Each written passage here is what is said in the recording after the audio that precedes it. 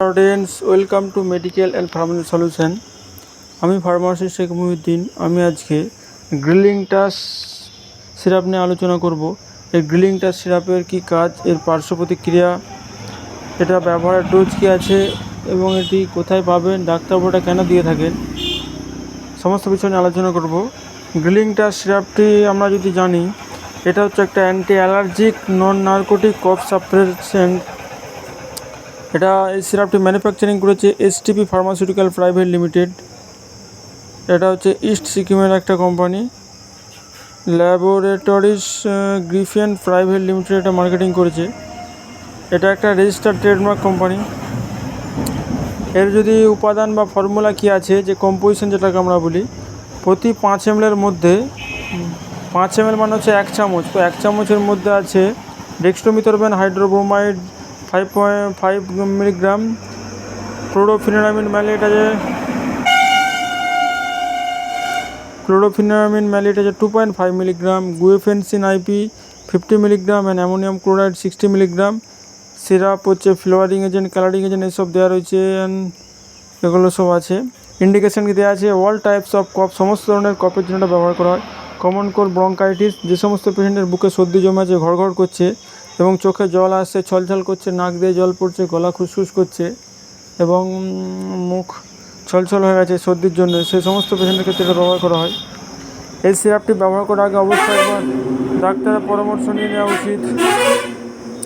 কারণ গ্রিলিং টাস এলের সিরাপ যারা হচ্ছে যে সমস্ত গর্ভবতী মায়েরা এবং প্রেগনেন্ট ওমেন এবং যারা হচ্ছে বাচ্চাদেরকে দুধ পান করাচ্ছেন বা হচ্ছে ল্যাকটেশন ওমেন যেগুলো, তাদের ক্ষেত্রে ব্যবহারের ক্ষেত্রে অবশ্যই এটা ডাক্তারের পরামর্শ নিয়ে নেওয়া উচিত। এই সিরাপটি হচ্ছে একটা শিডিউল জি প্রেসক্রিপশন ড্রাগ, অর্থাৎ it is dangerous to take this preparation except under the medical supervision. ডাক্তারের পরামর্শ ছাড়া এটা ডেঞ্জারাস হতে পারে বা বিপজ্জনক হতে পারে। ব্যবহারের নিয়ম, যেটা ডোজ আছে, অ্যাডাল্ট পেশেন্ট যদি হয় 18 বছরের উপরে, তাহলে হচ্ছে 5 থেকে 10 ml করে সারাদিনে 2বার বা 3বার। চিলড্রেন যদি 2 বছরের উপর হয়, তাহলে সেটা অবশ্যই ডাক্তারের পরামর্শ নিয়ে ব্যবহার করতে হবে।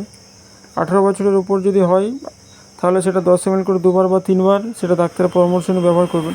এই সিরাপটা আপনারা যে কোনো দোকানে পেয়ে যাবেন।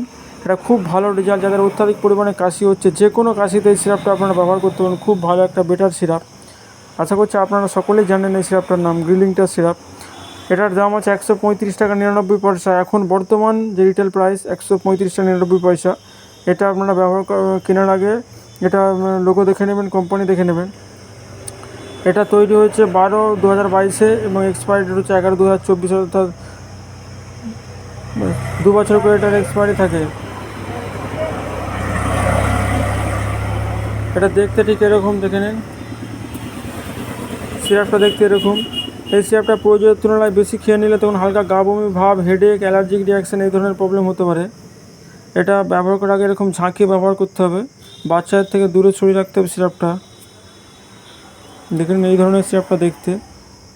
যাদের এই ধরনের কফের প্রবলেম হয়, তারা ডাক্তারের পরামর্শ নিয়ে, বা পুরনো কফ যাদের কোনো মতে কমছে না, তারা ডাক্তারের পরামর্শ নিয়ে সিরাপটা ব্যবহার করুন। দারুণ এটাতে রেজাল্ট পেয়ে যাবেন। খুব ভালো একটা সিরাপ, গ্রিলিং টাস সিরাপ, যে কোনো ওষুধের দোকানে পেয়ে যাবেন।